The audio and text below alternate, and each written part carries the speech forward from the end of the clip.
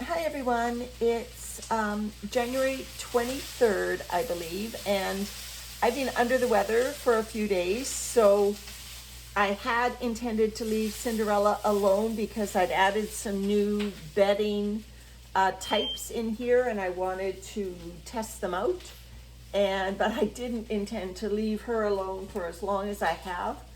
So this is my first look in, and I thought I would embarrass myself by videotaping it just to see whether there are any surprises in here.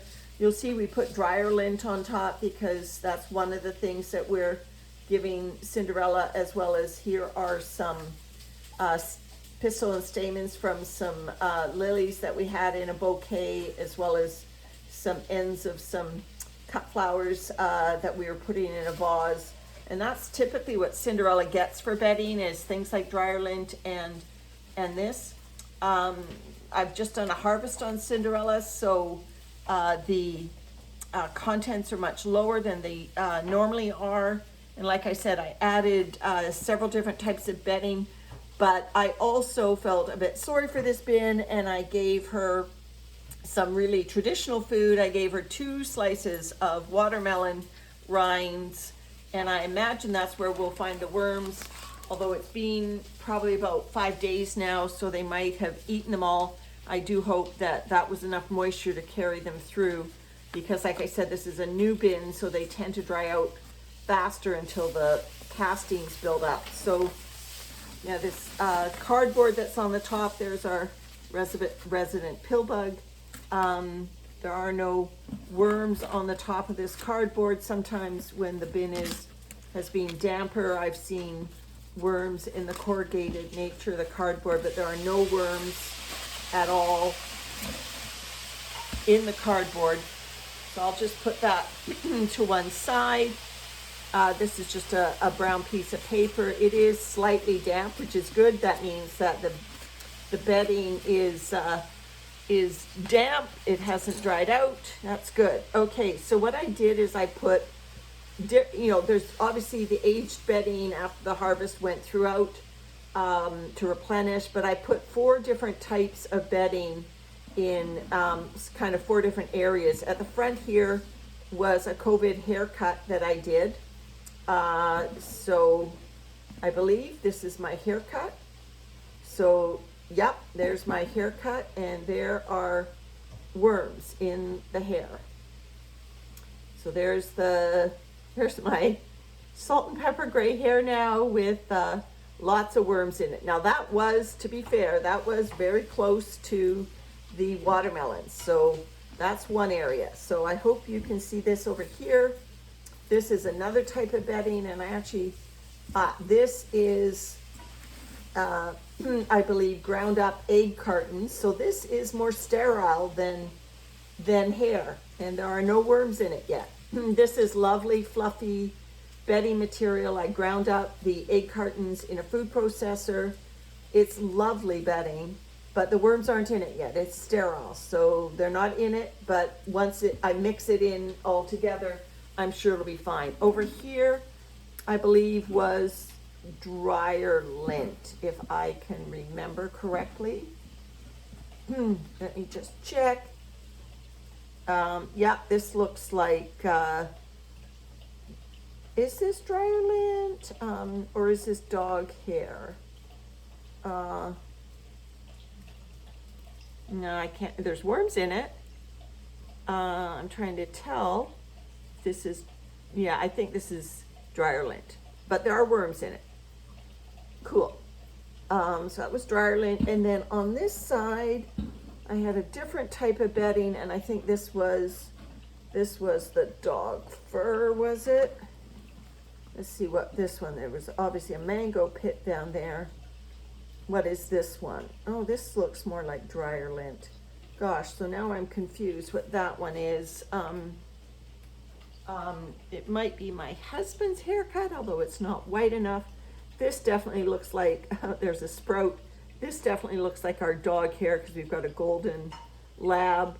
So yes, this is the dog hair, and I think this is the dryer lint. You see sprouts in the dryer lint, but also worms. So yeah, this was just me fooling around with Cinderella after the harvest. And I'm going to give it a good solid mix now and get all these bedding types mixed together. But I am going to go into this center section where I put the watermelon. I imagine that's where we're going to find the worms. And this was a cotton ball out of a vitamin pill bottle. And so again, that would be sterile. There would be no reason for the worms to go into that until it gets infused, inoculated with microbes. So I'm now just going to stir up the bin, and I'm sure I will find the worms. Well, they're throughout, which is always a good sign. When the worms are throughout, that means they've probably eaten what was in the middle and they're out looking for other food. So like I said, I've just done a harvest. I didn't do a total harvest. I did like a 5/6 harvest. So there's still quite a few castings in here, which is good. It'll continue to inoculate the new bedding. And because we give Cinderella such atypical bedding, I think that's only fair not to take it down to bare bones. So you'll see there's still quite a few castings in here. Now that I'm mixing it up, it will give everything a little bit more microbes. So here's one of the watermelon rinds. You can see the worms on that. They've obviously eaten the rind material itself, and they are just getting into the outer rind. They'll leave it as a thin papery strip when they're finished with it. Maybe I'll put the cotton ball down next to them and it can soak up some of that microbe goodness. That was one of the rinds. There were two of them in here. Now Cinderella doesn't have any drain holes, so I like to run this bin on the dry side just for that reason, and you can see that this bedding is quite dry. To the touch, it still feels, slightly moist. Probably not as moist as the wrung out sponge that is recommended. So I will thaw. I've got some food over there actually that has been thawed and sitting out for a few days. Like I said, I haven't been feeling well. So I think depending on how much watermelon is left from the other rind, which was, I put into a couple days apart just before I started feeling not well. So I don't know whether the rind I dug up was the newer of the two or the older of the two. So we'll see how the other one is doing. So the watermelon obviously would have put moisture in here and that would have kept them going. Okay, here's the other one. And this one looks like the newer of the two rinds. I see some springtails on it. There's lots of worms though. Lots of worms finishing off this watermelon, but I don't think that's enough food for the number of worms in here. Like I said, the worms are actually scattered throughout looking for food. They were in the hair, they were in the dog hair. So I'm gonna give the worms, and this is powdery dry over here. This is just powder, so that's not gonna work. I'm just gonna ask Landon if you'll just hand me that tub of food right there. And I think what I'll do is, this is a really moldy bunch of food that has been sitting on my kitchen counter for a few days, waiting, oh God, does it smell, for me to feel better. Actually, it was already sitting on my counter for a few days before I started feeling bad. And so, okay, I'm gonna put some of this atypical bedding down, especially the stuff that doesn't have microbes in it, and just try to find some of those pieces of atypical stuff. I guess that's just a paper towel. I'll put that on top.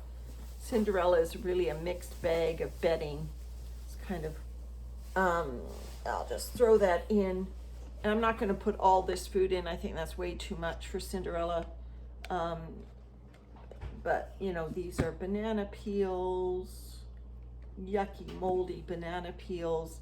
I was going to blend these up into smaller chunks, which I like to do because, as you know, banana peels and avocado peels will stay whole for a long time. Actually, I am going to put more food than I thought in because there isn't a lot of moisture in this food. And these are some collard stems here. They probably have the most moisture of any of this food. I'll just see, is there any, I'm just going to put all this in. This isn't a lot of food. This is mostly, now that I look at it, avocado stems and a few banana peels. So there actually isn't a lot in there. It has been frozen. It's been thawed a long time. I'll just cover it up with this paper towel a little bit. Keep the, well, I'll put some castings on it first just to infuse it a little bit. I'll cover up with this paper towel just to keep the, oh, and look at all the hair. That's probably a good cover too, just to keep some fruit flies out of it. Cinderella lives in my kitchen, so always want to keep fungus gnats and fruit flies disinterested in whatever we're doing here. So I'll wipe down the walls where I slop some of the food. There's a paper towel on top.